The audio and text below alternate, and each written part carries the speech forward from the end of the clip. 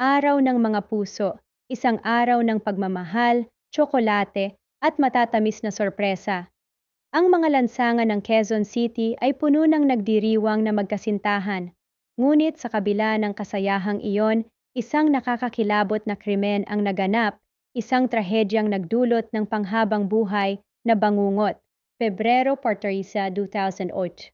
Si Evelyn Pineda, isang 24 na taong gulang na babae na puno ng pangarap at ambisyon, ay natagpo ang patay sa kanyang apartment.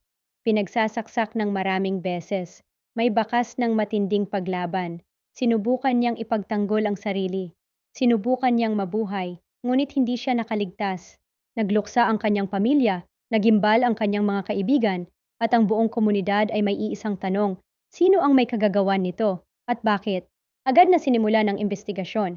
Sinuri ng mga pulis ang ebidensya, tinanong ang mga taong malapit kay Evelyn. Isa bang dating kasintahan na puno ng selos? Isang kaibigang may lihim na galit? O isang pagnanakaw na nauwi sa trahedya? Maraming haka-haka, ngunit walang malinaw na sagot.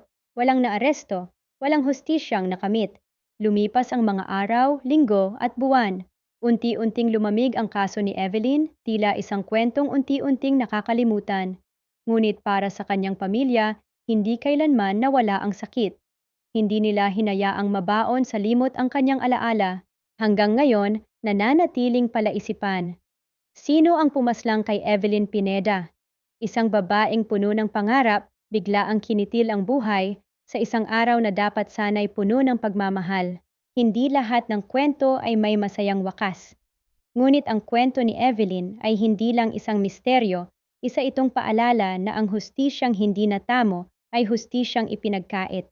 At hanggat hindi nahuhuli ang kanyang pumatay, ang kanyang kaso ay nananatiling bukas sa puso ng mga nagmamahal sa kanya.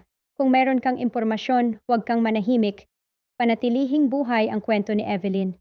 Baka isang araw lumabas din ang katotohanan.